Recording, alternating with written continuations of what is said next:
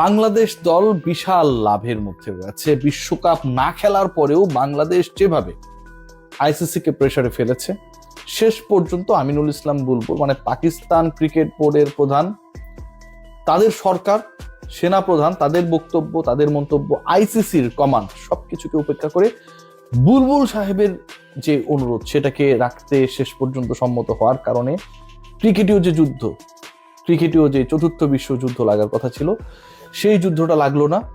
এবং এটার প্রেক্ষাপটে বাংলাদেশ ক্রিকেট বোর্ড যেভাবে প্রফিটেবল হতে যাচ্ছে আপকামিং সিরিজগুলোতে, আপকামিং ফিউচারে, সেই আলোচনা করতে চাই। তার আগে আপনাদের জানিয়ে দিতে চাই, কুল অ্যান্টিপারস্পিরেন্ট ডিওডোরেন্ট স্টিক আপনার ঘামকে কন্ট্রোল করবে, কাপড় দাগমুক্ত রাখবে এবং আন্ডারআর্ম শুকনো থাকবে 24 আওয়ার্স পর্যন্ত। বাংলাদেশের যে সাফল্য সেটা শুধুমাত্র পরের 24 ঘন্টা পর্যন্ত না, বাংলাদেশের যে সাফল্য সেই সাফল্যটা অসাধারণ, অনবদ্য। কি হয়েছে, কি করেছে? বাংলাদেশ আইসিসির মেগা ইভেন্ট আয়োজন করতে যাচ্ছে এবং সেটা 2031-এ ভারতের সাথে যৌথভাবে যে ওয়ানডে ওয়ার্ল্ড কাপ আয়োজিত হবার কথা, সেই ওয়ানডে বিশ্বকাপের আগেই 28 থেকে 30 সালের মধ্যে। সেই আয়োজনটা কি? বাংলাদেশ কোন বিশাল মেগা ইভেন্ট আয়োজন করতে চাচ্ছে বা যাচ্ছে, যেটা আসলে আয়োজন করার জন্য বা যার আয়োজক হওয়ার জন্য অনেকগুলো দেশের মধ্যে কারাকারি চলছে। আসলে সেটা কি? এর বাইরে বাংলাদেশের কোনো পানিশমেন্ট হচ্ছে না। আইসিসি টি-20 ওয়ার্ল্ড কাপ ইন্ডিয়া শ্রীলঙ্কা যেটার যৌথ হোস্ট, সেখানটায় বাংলাদেশ যে অংশগ্রহণ করছে না, সেটার জন্য বাংলাদেশের কোনো ধরনের পানিশমেন্ট হবে না, বাংলাদেশের রেভিনিউ কেটে ফেলা হবে না। বিশাল অর্জন, আসলে কি তাই? আলোচনা যখন এই জায়গায় করছি ঠিক তখন কিছুটা হলো বিব্রত হতে হয়। 2028 থেকে 30 সাল পর্যন্ত, 2028 থেকে 30 সাল পর্যন্ত, আবারও বলছি 31-এর আগ পর্যন্ত আইসিসির যে মেগা ইভেন্ট গুলো মানে 27 পর্যন্ত দেয়া রয়েছে, 31 পর্যন্ত মেজর ইভেন্টের শিডিউল দেওয়া রয়েছে, 28 থেকে 30-এর মধ্যে যে সময়টা, যে মাইনর ইভেন্টস গুলোর কথা বলা হয়েছে সেটা হচ্ছে নারী world cup, youth world cup টাইপের কিছু প্রোগ্রাম।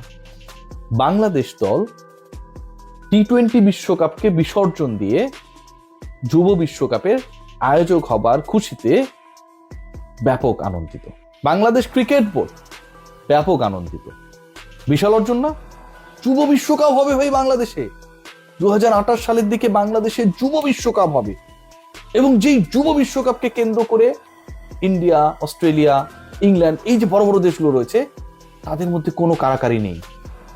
ইন্ডিয়া সবশেষ ইউথ ওয়ার্ল্ড কাপ কবে হয়েছে বলতে পারেন?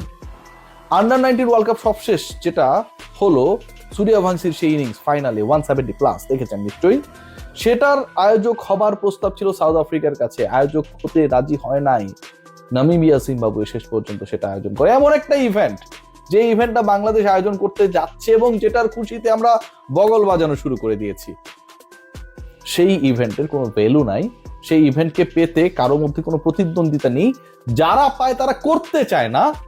সেই যুব বিশ্বকাপ আয়োজন নিয়ে বাংলাদেশ তৃপ্ত, টি-20 বিশ্বকাপ না খেলে হলেও।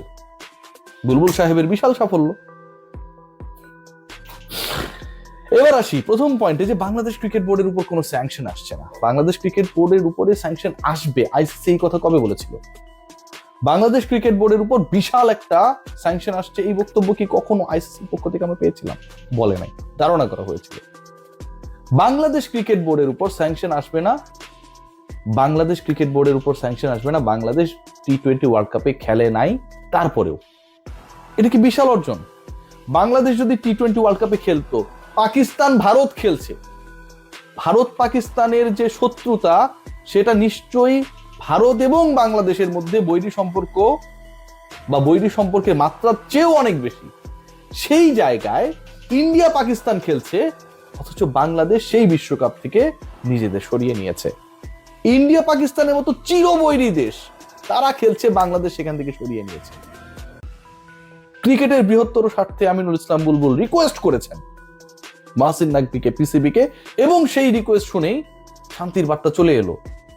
ইন্ডিয়া পাকিস্তান রাজি হয়ে গেল, আইসিসি রাজি হয়ে গেল, 15 তারিখে শ্রীলঙ্কার কলম্বোতে, আমি যেখানটা অবস্থান করছি, সেই ম্যাচটা অনুষ্ঠিত হবে। কি ইন্টারেস্টিং, তাই না? আমিনুল ইসলাম বুলবুলের কত পাওয়া, কিন্তু আমিনুল ইসলাম বুলবুল তার দেশের, তার দলের বিশ্বকাপ শ্রীলঙ্কার মাটিতে খেলানোর জন্য আইসিসি কে, বিসিসিআই কে, এসএলসি কে কাউকে রাজি করাতে পারলেও না, আয়ারল্যান্ডও না। কোথায় বসবাস করি আমরা? আমরা কি চিন্তা করি, আমাদের ইনজেক্ট কি করা হচ্ছে? আন্ডার-19 ওয়ার্ল্ড কাপকে আমরা রিপ্লেস করতে চাই আমাদের টি-20 বিশ্বকাপ না খেলা দিয়ে।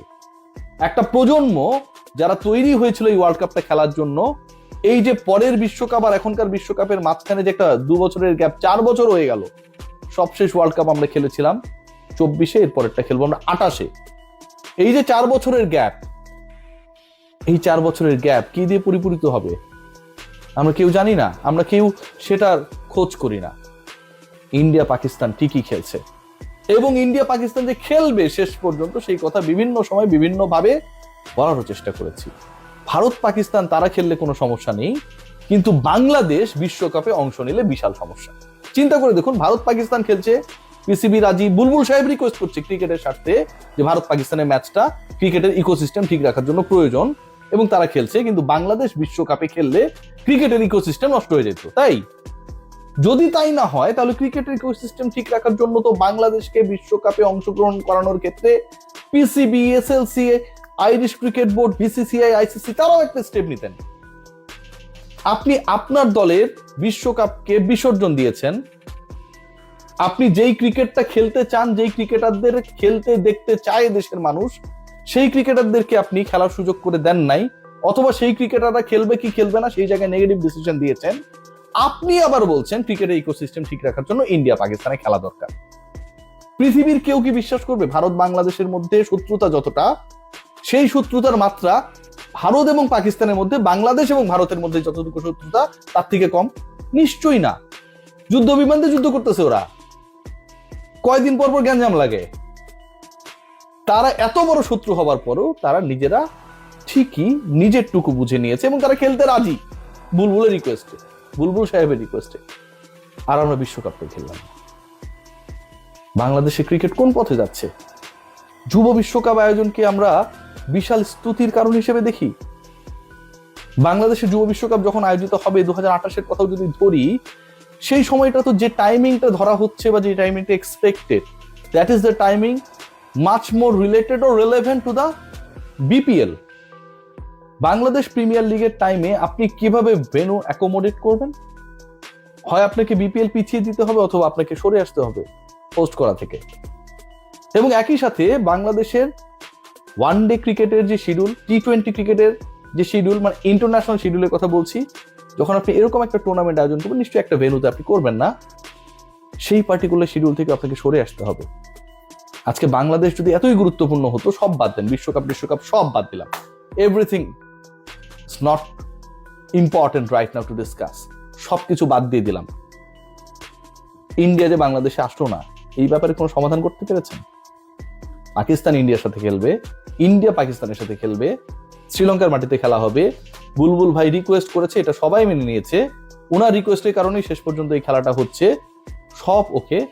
তো ভারত যে বাংলাদেশের মাটিতে এসে খেলবে না, এইটা কোনো ভাই নিশ্চিত করতে পারলো না।